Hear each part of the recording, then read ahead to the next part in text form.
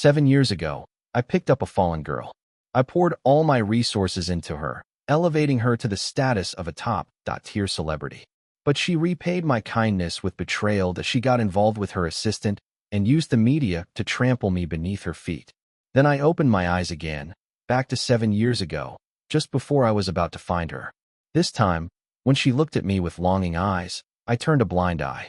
Instead, I glanced at the cold, melancholic girl beside her who, despite her current struggles, would one day become a movie queen. I smiled and asked, "Would you like to come with me?" Chapter 1. When I came to inspect the set, I heard murmurs behind me. Someone said, "This must be the heir of the investors, right? He looks like a typical rich second generation. I heard he wants to become a manager. If anyone gets his attention, they'll never have to worry about resources again." I kept a neutral expression and walked forward. As I neared a corner, I slowed my pace. 3, 2, 1. I counted in my mind. As the countdown ended, a figure suddenly rushed out from the other side of the corner, bumping into me in a flurry. She staggered, nearly losing her balance and falling into me. Her face turned bright red as she held onto my arm and whispered, "I'm sorry. I didn't mean to bump into you." I looked at her. Her eyes full of tenderness were staring intently at me. Sure enough, this was the moment. In my past life, Chelsea had done the same thing when I came to inspect the set. She'd rushed out from the corner and crashed into me. Close contact made me notice her stunning beauty. Skin as delicate as porcelain, lips like cherry blossoms. Her ethereal, almost otherworldly appearance seemed to be made for the screen. Later, Chelsea became the first artist I signed, and eventually my lover. I used all my resources and spent 7 years elevating Chelsea to the top. In return, I was met with her betrayal. She not only cheated on me with the assistant, but, when I was at my lowest, she used the media to humiliate me. Now, the scene in front of me was exactly like when we first met in my previous life. But this time, I wouldn't repeat the same mistakes. I immediately pushed her away, not even sparing her a glance, and coldly said to the crew, "Is this how disorganized your set always is?" Chelsea froze, her expression immediately stiffening. I frowned in dissatisfaction and said, "Bumping into me is one thing, but what if you hit the equipment and delayed the schedule? Who will take responsibility for the loss? If everyone is this careless, how are we supposed to finish this production?" The crew members were quick to apologize, bowing repeatedly. "Sorry, Mr. Wilson. This is just one of the extras, and she doesn't know the rules. Once today's shoot is over, we'll send her away." Then they turned to Chelsea, glaring at her. "Quickly apologize to Mr. Wilson." Chelsea stared at me in disbelief, clearly not expecting this reaction from me. After a long pause, she reluctantly muttered, "Sorry." I found it laughable. In my previous life, she had lied and betrayed me, destroying my reputation and never once apologizing. Now, just because of a reprimand from others, she was lowering her head. To me, it seemed that the best way to keep her in line was to let her remain a nameless nobody. The crew member said, "Mr. Wilson, the director is still waiting for you. What do you think?" He looked nervous and gestured for me to move forward. I nodded and said, "Let's go." Just as I was about to step forward, Chelsea stopped me. Unwilling to give up, she bit her lip and said, "Mr. Wilson, I know you want to become a manager and are looking for artists. Please sign me. I'm really good at acting. I promise I won't disappoint you." Her words were blunt, and her tone was filled with confidence. But I remembered how shy and timid Chelsea had been when I first signed her in my previous life. She was always afraid of saying the wrong thing. What had changed her? Could it be that Chelsea had also traveled back from 7 years in the future? Chapter 2. I curled my lips into a mocking smile and said, "You? An extra? What gives you the right to say such things?" Chelsea replied with certainty, "If you saw my performance, you'd definitely give me the chance." Indeed, in my previous life, it was precisely when I saw Chelsea struggling in the mud during a scene that I was moved by her. But back then, I was just quietly observing from the sidelines. Now, however, it was her who was actively asking for the opportunity. I looked at her indifferently and said, "There are many people who want to get a chance from me, but you're not qualified." Chelsea looked at me in surprise, her lips pressed together as if she wanted to say something more. But I had already turned and walked toward the director. "Mr. Wilson," the director was very respectful, stepping aside from the camera. I waved my hand and said, "No need to mind me. Just follow your rhythm." It was a coincidence that the scene the director was about to shoot involved Chelsea's part.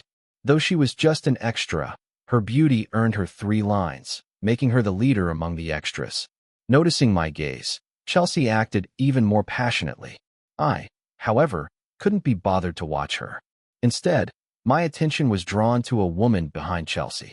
This woman had no lines, but her deep eyes were like the moonlight reflected on the vast ocean that a single glance pulling one into the misty darkness of the night. In the muddy struggle scene, she didn't express herself with tears like Chelsea did.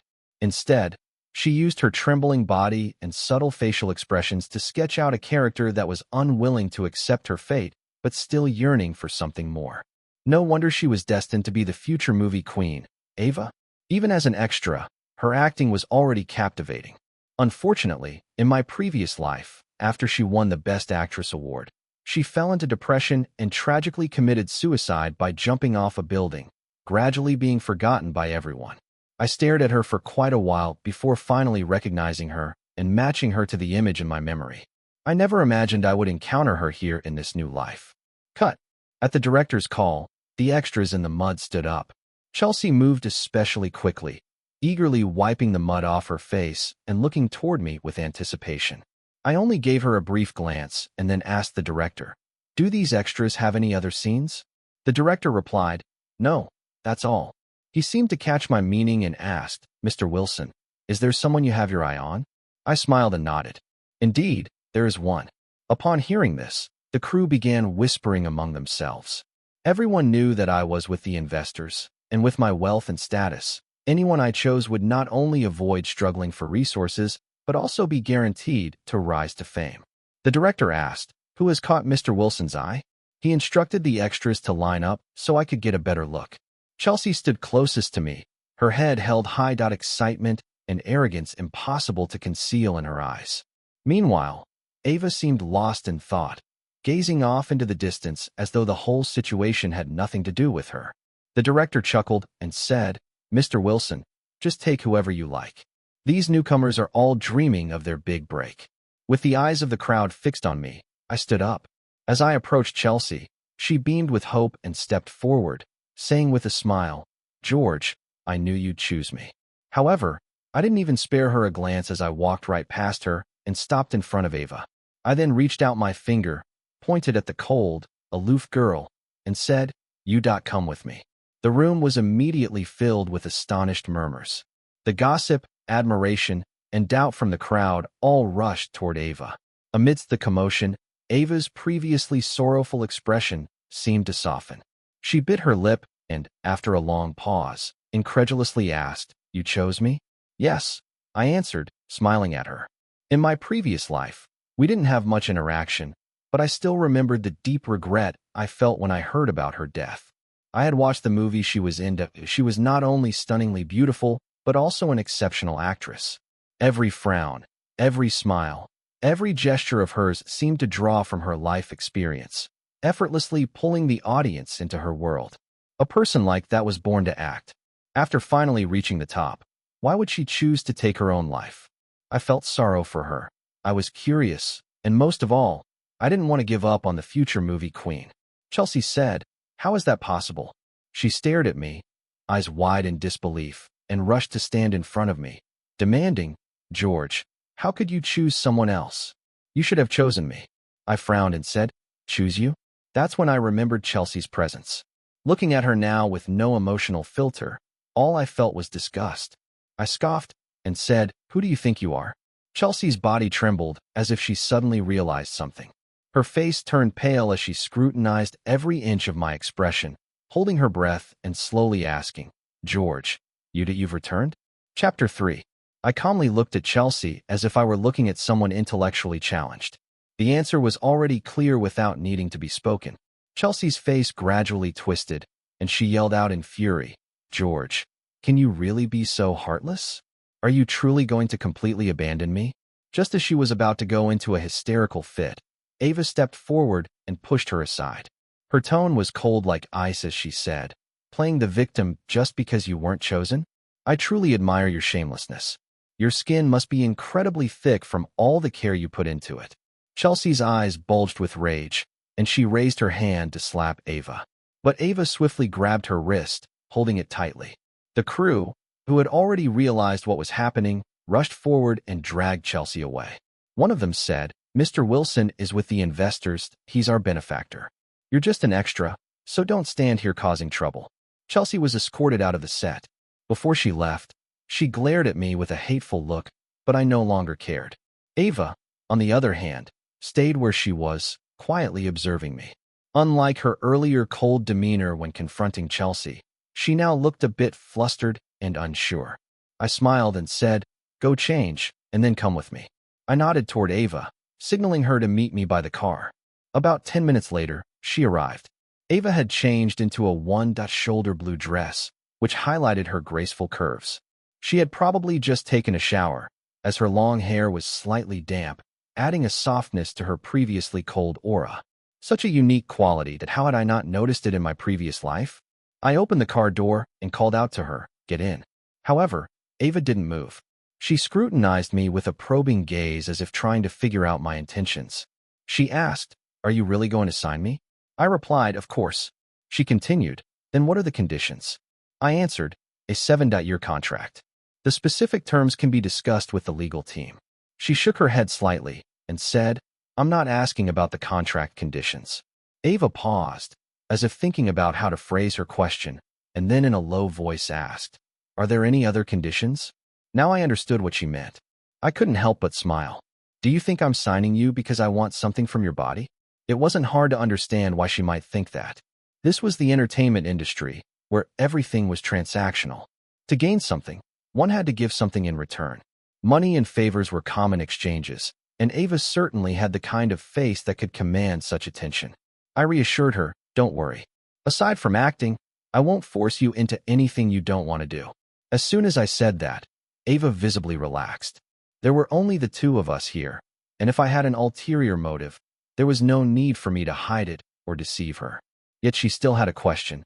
"So if you've chosen me, what is it that you want from me?" I was momentarily stunned. This was something Chelsea had never asked. She had only ever demanded things from me, always making it clear what she wanted. But this girl before me seemed more concerned with my needs. She was thinking about how to reciprocate the kindness she had yet to receive.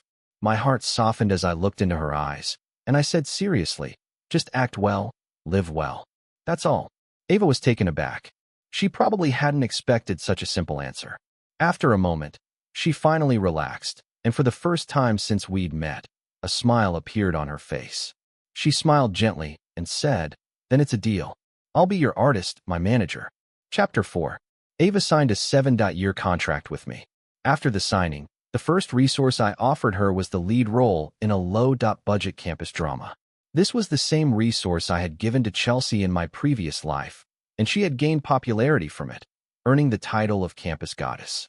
Although the budget was small, the drama became a surprise hit during the summer season, launching the careers of several lead actors, especially the female lead. Cold and reserved in personality, Ava fit the role even better than Chelsea. Ava nervously asked, "You're giving me the lead role right away? What if I mess it up?" I smiled and reassured her, "You're more than capable of handling this role. This is just the beginning, that your stage is much higher than this." Ava suddenly lifted her gaze, and her eyes, like two small flames in the dark, seemed to burn with intensity. After a long pause, she said seriously, "Okay, I won't disappoint you." We rushed to prepare for the filming. However, on the day of the shoot, I was caught off guard. The role of the second female lead had been changed to Chelsea. Chapter 5. "Mr. Wilson, we all know that your father is the largest investor in this drama," the producer explained to me. "But Mr. Lewis is the second largest investor, and he insisted on changing the second female lead." As soon as I heard that, I understood the situation. Lewis was a businessman in his late 40s or early 50s. In my previous life, when Chelsea was somewhat famous, Lewis had made an offer to her. Chelsea had laughed about it, saying, "How could I possibly care about him when I have George? That old man is disgusting, greasy, and self-important, thinking that just because you give him a smile, people will like him." I never expected that in this life, after I rejected her, she would take the initiative to approach Lewis. She must have offered something in return to secure the second female lead role. It was truly revolting. But the shoot had already started. If we changed the cast now, the financial loss would be minimal. But what worried me was that Chelsea would use the media to play the victim and smear Ava. Moreover, Lewis had worked with my father before, and I didn't want to offend him just for Chelsea's sake. Suppressing the anger rising inside me, I accompanied Ava to the set. As soon as we got out of the car, the director called Ava away. I decided to wander around the set by myself. Suddenly, someone patted me on the back. I turned around, but the words caught in my throat. Chelsea was standing there, smiling at me and shaking a cup of coffee. My expression grew cold, and I asked, "Is there something you need?" She tilted her head, saying, "I bought hot drinks for everyone on set. This coffee is for you. I remember you used to love espresso." She extended her arm to hand me the cup. I didn't take it, and she pouted, acting cute. "Come on, try it. You used to love this brand. It won't be around in 7 years." I couldn't take it anymore and slapped the coffee out of her hand furiously. I snapped, "Chelsea, stop trying to get close to me. Do you think we're close?" Chelsea, however, wasn't angry at all. She blinked, speaking in a tone that was almost coquettish. "Why are you so angry? You're just doing this to spite me, aren't you? You signed someone else on purpose, right?" I was speechless. I sneered. "Chelsea, you're still as clueless as ever. Do you think you can get famous just by selling yourself to Lewis?" The color drained from Chelsea's face, but in an instant, she regained her composure and began to play the victim. "It's all because of you. It's because you didn't sign me that I was forced to go to someone else. George, why do you have to treat me this way?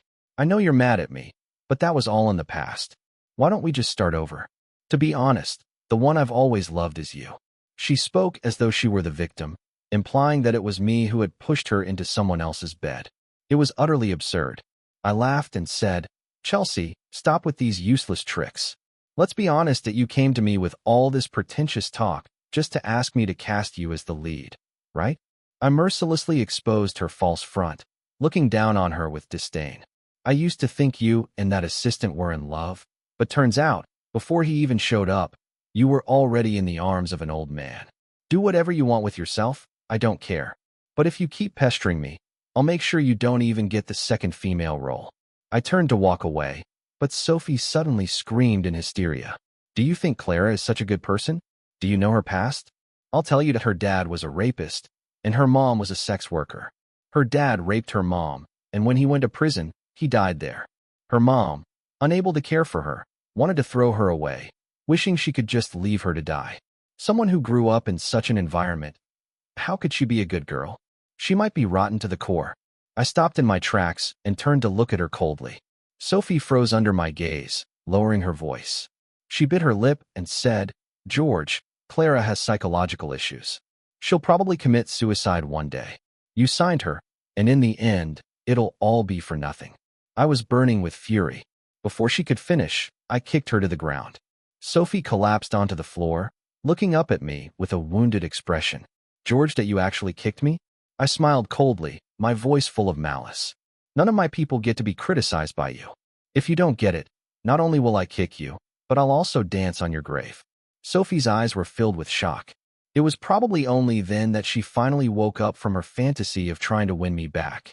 In the past, I had probably been a classic simp, letting her treat me however she wanted, thinking that no matter what she did, I would always come back to her. But I was no longer the old me. After experiencing betrayal in love, a failed career, and public criticism, I no longer trusted anyone easily, especially not Sophie, who had hurt me the most. At last, Sophie realized the reality. Slowly, she stood up and walked away, dejected. I turned my head. There, not far away, was Clara, leaning against a withered sycamore tree. Her pale face looked like a fallen leaf in late autumn, fragile and fading. Chapter 6. My heart clenched in pain. Previously, I had thought that Clara's suicide attempt was due to some incident in her life, and that if I changed the trajectory of her life, the suicide wouldn't happen. But I hadn't expected that she had such a broken past. I walked toward Clara, looking at her quietly standing in the shadows. An impulse suddenly surged within me that I wanted to hug her. But just as I extended my hand, Clara spoke first, her voice trembling. "I didn't tell you before because I was afraid you'd distance yourself from me. Now that you know everything, if you want to cancel the contract, I agree." Her voice was barely audible, like a mosquito's buzz, and the hand at her side was tightly clenched, trembling slightly. I asked, "Cancel the contract?" "Who said anything about canceling it?" Clara looked up in surprise. "You don't mind?" I frowned. "I'm your manager. I have to be responsible for you." I thought for a moment and continued. "Since Sophie was able to dig up this information, it means others can find it too. We need to quickly create a cleaner background for you." Two sparks of light appeared in Clara's dimmed eyes, but her body still trembled slightly. I continued to reassure her. "Of course, this doesn't mean your past is shameful. On the contrary, I think you've done an excellent job growing up in such an environment. That's why I'm going to create a new background for you. I just don't want you to bear any more criticism. Do you understand?" Clara didn't answer. Instead, she just quietly stared at me, her eyes growing redder. I asked, "Why are you staring at me like that? Is there something on my face?" Just as I was about to wipe my face, Clara suddenly threw herself into my arms. The sudden embrace caught me off guard, but I still reached out and gently patted her back to comfort her. I only wanted to say something simple. "I'm here." Clara whispered in my ear, "Thank you." "George," I corrected her. "You should call me boss." Clara didn't respond. I continued, "This is your first leading role. Perform well and avoid causing trouble. The right path is for me to make a huge profit from you. Even if Sophie provokes you later, just ignore her. Can you do that?" She replied, "Yes, I can." There was a hint of a smile in Clara's tone, her voice clear and pure, like a feather brushing against my heart. She said, "You signed me, and I'll make sure you never regret it, George." I replied, "I've told you before to call me boss." She answered, "Okay, George." Chapter 7. Clara lived up to her word. Throughout the entire filming process, she focused solely on acting and never caused any trouble. I heard that Sophie had tried to provoke her multiple times, but Clara completely ignored her, not even bothering to look in her direction. The crew, always quick to flatter those above them and put down those below, surrounded Clara while coldly ignoring Sophie, the second female lead. Nothing is more painful than being ignored. Clara's dedication also paid off. Just like in the past life, the show became a surprise hit in the summer season, with its viewership climbing steadily. Clara's fan base grew wildly, with netizens praising her for her cool, reserved demeanor and immersive acting skills. Her influence surpassed Sophie's in the previous life. As Clara's schedule became busier, I found myself overwhelmed and decided to hire her an assistant. Clara was somewhat reluctant. She furrowed her brows and said, "Can't it just be the two of us? I don't need an assistant that I can take care of myself." I coaxed her, "Be good. Sometimes I'm stretched thin and need more time to rest." Clara didn't say anything more, silently agreeing to the idea of hiring an assistant. Little did I know, this decision would bring an old acquaintance back into the picture. A young man named Ethan came in for an interview. He was none other than Sophie's assistant in the previous life, and also the person Sophie had an affair with. Ethan had written Clara a love poem, ardently expressing his feelings for her. The lines in the poem were almost identical to the ones he had written for Sophie in the past.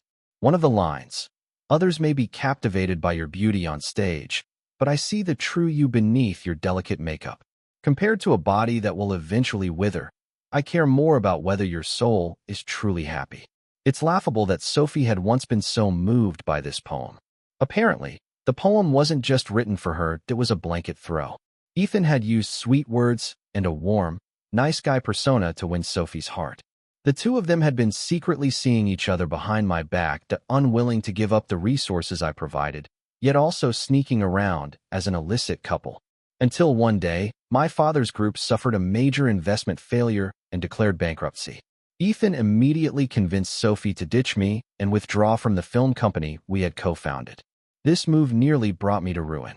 To salvage her reputation, Sophie poured all the blame on me, casting me as the villain.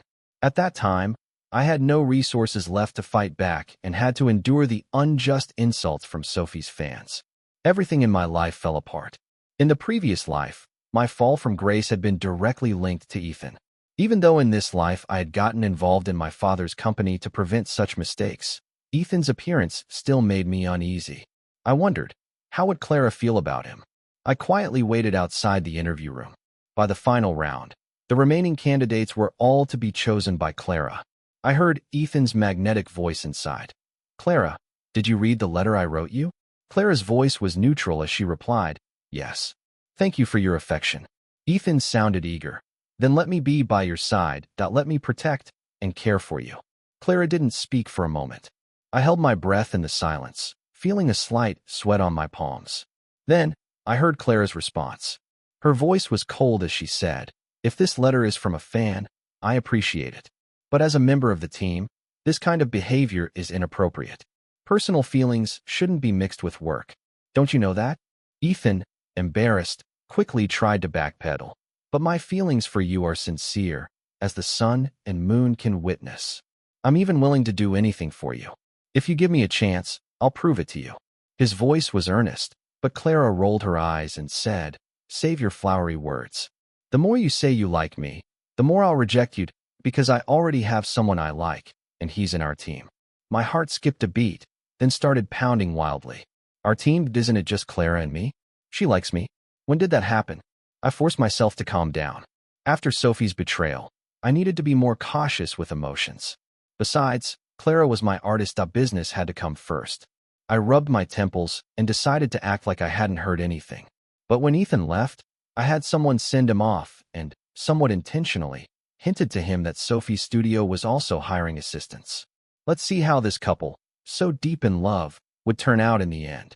Chapter 8. 3 days later, I got the news that Ethan had successfully become Sophie's assistant. As for Clara, she chose her best friend as her assistant. Then followed a period of intense work.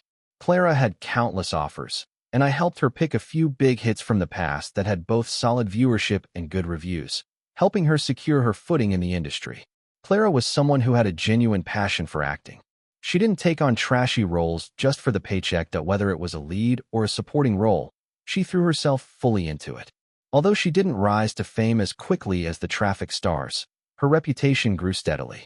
Sophie, like me, had also returned from 7 years in the past, so she knew which projects would be successful. But just like in the previous life, she chose to do light-hearted youth idol dramas where she wouldn't even memorize her lines, simply trying to make quick money. In the past, I had suggested she try transitioning into more serious acting, but Sophie threw a tantrum, accusing me of not believing in her charm. Nevertheless, with Lewis supporting her and the idol-like aura she had built in the past, she still gained quite a bit of popularity and saw moderate success. The two of them had different paths when it came to acting, so it wasn't likely they'd fight for the same resources. That was until the movie Withered Leaves began casting. This was the film that Clara won Best Actress for in the past life. Withered Leaves was a project by the famous director, David. In the previous life, David had held nationwide auditions to find the right female lead and was even willing to work with newcomers. This was how Clara, who was relatively unknown, got the opportunity and eventually landed the lead role after several rounds of selection. But in reality, before the nationwide auditions, David had held several closed auditions for established actors. It was only after failing to find a satisfactory candidate that he widened the search to newcomers. Now, the actors were once again gathering for the final round of auditions. Top directors were casting, and everyone was doing their best to stand out. I also sent Clara's information over and successfully received an audition invitation. What I didn't expect was that on the day of the audition, Sophie showed up, and she was accompanied by her assistant, Ethan. Although they were standing at a distance, the flirtatious looks they exchanged were obvious. They were already involved with each other. Sophie sneered, "George, you're really ruthless. You know Clara is going to suffer in this role, yet you still send her for the audition." Her smile was full of disdain. Though it seemed like she was addressing me, her words were clearly meant to unsettle Clara. Without hesitation, I mocked her, "Which drain wasn't properly sealed, and now you're crawling back out? You only have one face, shouldn't you save some of it?" Clara chuckled beside me. Ethan, who had been silent until then, immediately stepped forward to play the knight in shining armor, reprimanding me. "Shut up. If you don't know how to speak, don't speak at all. Sophie has nothing to be ashamed of. That her face has been certified as a national goddess by millions of fans." His words made my skin crawl. I responded, "Doesn't that make you embarrassed to say out loud?" I paused, then mocked. "If I'm not mistaken, you applied to be Clara's assistant at first, right? And you even wrote her a little love poem." I was really touched by it. Sophie's gaze immediately turned cold. She asked, "You wrote a love poem too? Didn't you say you only wrote one for me?" Ethan looked deeply into her eyes and replied, Sophie, what's wrong with you? I love you so much, yet you'd rather believe them than me? I was getting more and more disgusted by the situation. I interrupted, so what about this? I took out my phone and showed them the picture of the poem Ethan had written. Each word was handwritten. Sophie immediately recognized the handwriting. Her face turned red with anger, and she snapped, Ethan, you lied to me. Her face was flushed with fury, and it seemed like she was about to lose control. Ethan's lips quivered as he anxiously tried to explain, Sophie, I'll explain everything to you when we get back. But don't we came here for a real reason? Sophie was jolted back to reality by the reminder. She restrained her emotions and reluctantly looked at Clara. Clara, I'm just trying to warn you that you should give up on this role. If you take it, you'll be finished. Her words were exaggerated, as if for dramatic effect, waiting for Clara to ask more. But Clara didn't take the bait. She wasn't curious at all. Instead, she replied indifferently, Don't worry about it. I can make my own judgments. Sophie tried to say more, but just then, the director's assistant came out with the audition scripts for everyone. The assistant said, Each of you will receive different scenes, so be sure to keep your scripts safe. I saw that Clara had received her script, so I stepped outside to take a call, telling her to prepare calmly. When I came back, however, I noticed that Clara's expression seemed off. I asked, Is there a problem? Clara frowned slightly and said, I think my script was swapped. I was startled and quickly took the script from her to check. Having seen Withered Leaves in the past, I was familiar with the lines, so it was easy for me to tell that this was not the script for the movie. It was a poorly written comedy. I asked, Tell me what happened after I left. Clara replied, I hadn't had time to read the script when Sophie bumped into me. The script fell to the ground, and it was Ethan who picked it up and handed it back to me. I said, So you're saying Ethan swapped your script? I stood up in anger. Then let's go take it back from him. Clara held me back, trying to calm me down. I already asked them, and they denied it. Besides, everyone has different scripts, so we can't be sure. I said, Then let's have the director's assistant give you a new one. She shook her head. It's not possible. Director David values the attitude toward acting above all else. If I make a mistake right after receiving the script, the first impression will be ruined, and no matter how well I perform, it won't be enough to recover from it. I asked, So what do we do now? You haven't even seen the script, how are you supposed to perform? I was anxious for Clara. I had thought that since she had already won the role of the female lead in Withered Leaves in the past life, there wouldn't be any problems this time. I never expected Sophie and Ethan to be so persistent, causing trouble like this. Before Clara could respond, the director's assistant came out and called, The first one for the audition. Clara, please come over. I was so anxious I could feel sweat on my forehead. So soon? Clara lightly squeezed my arm and said, Don't worry. I've got it handled. Chapter 9. Clara entered the audition room. I couldn't make sense of it. How could she, who hadn't even seen the correct script, have any way of handling it? Would she just make things up? Or maybe the audition script wasn't Withered Leaves at all, and the director was just trying to pick actors through a ridiculous comedy? I clung to a shred of hope, silently praying. But Sophie wouldn't let me have peace. She walked over to my side, curling her lips into a cold smirk and saying, George, you look pretty nervous. Is Clara not prepared? I noticed she barely glanced at the script earlier. Did she give up in advance? What a shame. Withered Leaves is such a great script. Even just reading the scene made me emotional. How could Clara not even look at it? I froze. So the audition content really was Withered Leaves. That little bit of hope I had left evaporated completely. Sophie, I said slowly, each word sharp, you've always stuck to youth idol dramas. So how come you're interested in Withered Leaves, a serious art film? Are you deliberately trying to cause trouble? She replied, Yet even if I can't play the role, I won't let Clara have her way. Wasn't the reason you chose her because she was the future best actress? Now that she's missed this film, she's lost that title. What does your choice mean now?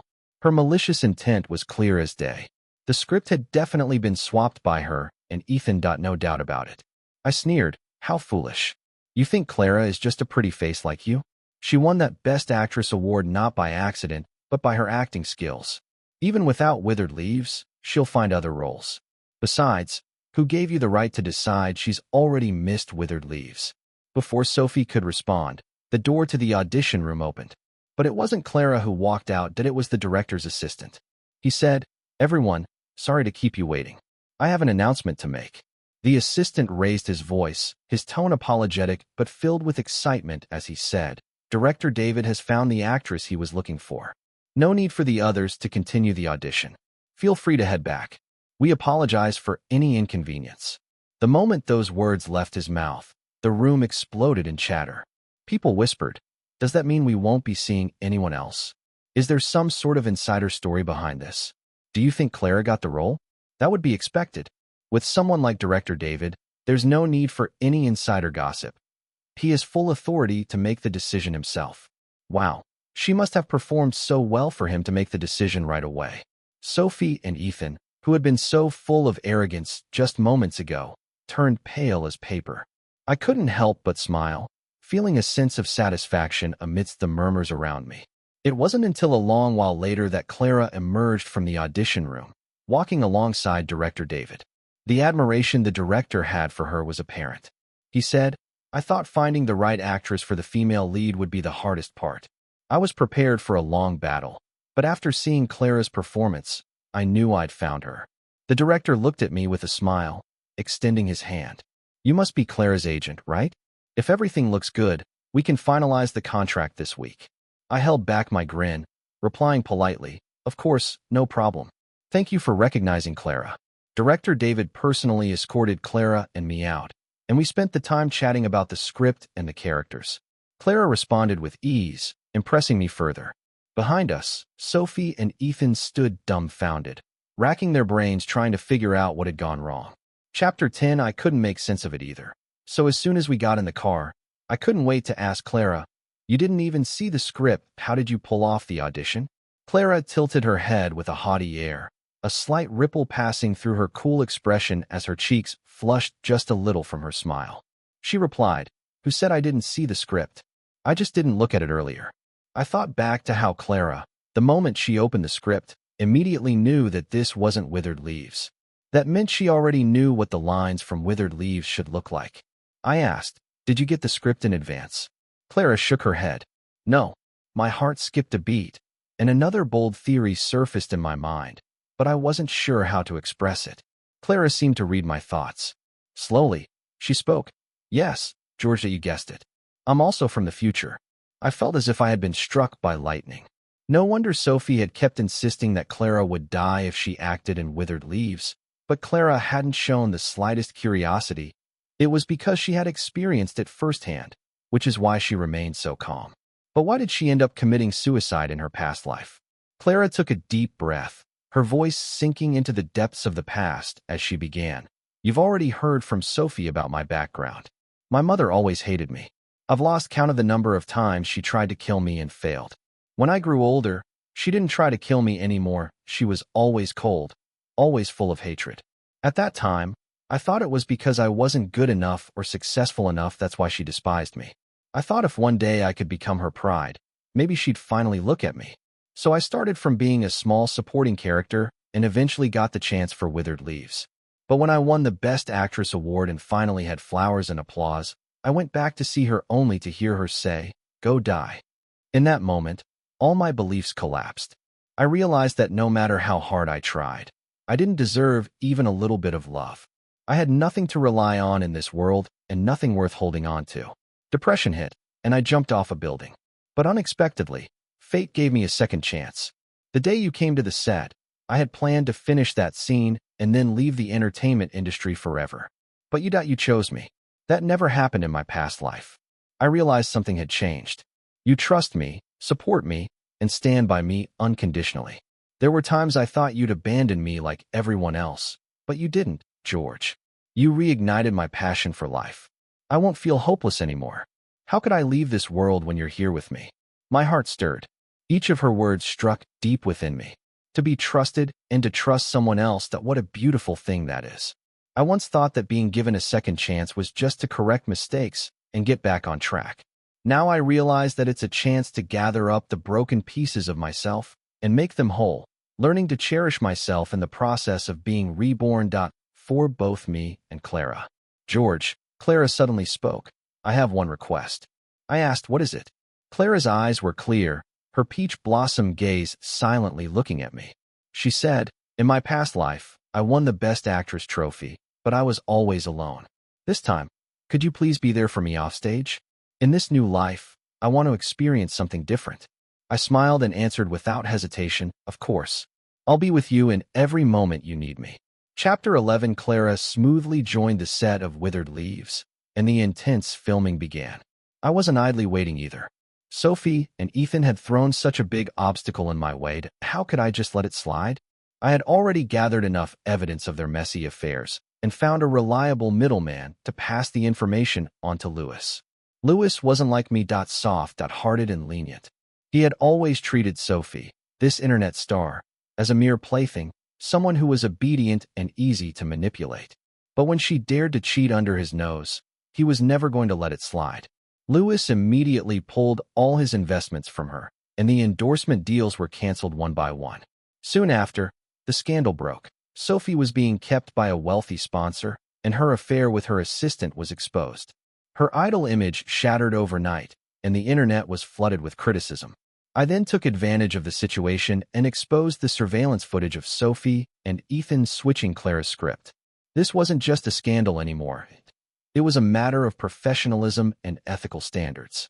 Fans who had once defended her with claims of my sister was forced into the industry quickly fell silent, scattering in all directions. Had Sophie focused on acting and honed her skills, maybe she could have weathered the storm. After a period of silence, she still found work, but Sophie relied entirely on her fame, and once her fanbase collapsed, she was worthless. Later, I heard that Sophie and Ethan, the so-called true love couple, had broken up. I wasn't the least bit surprised. People like Sophie, who only cared about using men to climb the ladder, were never satisfied with the attention of the weak. Once they've made it, they would never find peace. When she hit rock bottom, what use did she have to Ethan? He cast her aside like yesterday's trash. But now that Ethan had betrayed Lewis, I doubted he would have a happy ending. Mr. Wilson, Sophie is here again. She hopes to meet with you, my subordinate told me. I stood in front of the floor-to-ceiling window, looking at the desolate and haggard figure below, and replied coldly, I won't meet her. She can come as many times as she wants that I won't meet her. I can guess exactly what she wants to say with my little finger. If she dares to come again, just have the security throw her out. My subordinate received the order and immediately went downstairs to escort Sophie out. Sophie refused to leave, so 2 security guards were called to physically remove her, and she threatened to call the police. The crowd gathered around, gossiping and pointing fingers, until Sophie finally relented and left in a hurry. After that, she never came back and disappeared from the entertainment industry entirely. The view outside the window was finally clean. Chapter 12. As winter turned to spring, Withered Leaves was successfully released. Though it was an art film, with director David's name attached, the movie performed well at the box office. As word of mouth spread, ticket sales soared, and it became a massive success. Everyone who saw the film was deeply impressed by Clara's performance. The way she combined fragility and unyieldingness in her character left audiences entranced, unable to pull themselves away. Withered Leaves made Clara a household name, but she didn't let the fame consume her. She continued living a simple life, just like before. The only change was that her visits to my place became more frequent. George, she'd say, a little upset, now a lot of people like me, and several other actors are chasing after me. What should I do? If you don't stop me, I might just agree to one of them. On her days off, she liked to come over to my house, playing games, chatting, watching movies, or simply sitting together in silence, content with each other's presence. I began to get used to a world where she was always there. 3 months after Withered Leaves premiered, Clara, just like in her past life, won the Best Actress award. On the stage, under the spotlight, holding the trophy, she gazed at me with teary eyes and confessed, "This trophy, I want to dedicate it to the most important person in my life." My past life was like the withered leaves in Withered Leaves, dry and falling apart. But when he came into my life, the leaves started to rustle again, bringing new life. "George, I love you. I'm willing to sign my life over to you." The applause from the audience was deafening. She, a young woman, publicly declared her love for me in front of everyone. No backup plan, no fear of rejection. But how could I possibly turn her down? Through the days of being with her, she had already become a precious part of my life. Amidst the crowd's cheers, I walked onto the stage, joining her to raise the trophy. Behind us, the theme song of Withered Leaves played, reflecting the journey we had walked together. My withered leaves were meant to be blown away by the wind, but I remained at the foot of the tree, hoping to see spring once more. I know I will meet you again in the next spring. Buried deep in the soil, I will plant my love. As frost and snow fall, winter passes and spring arrives. Withered Leaves has finally waited for the spring it yearned for, and you are the most beautiful stroke of warmth in the spring sunlight.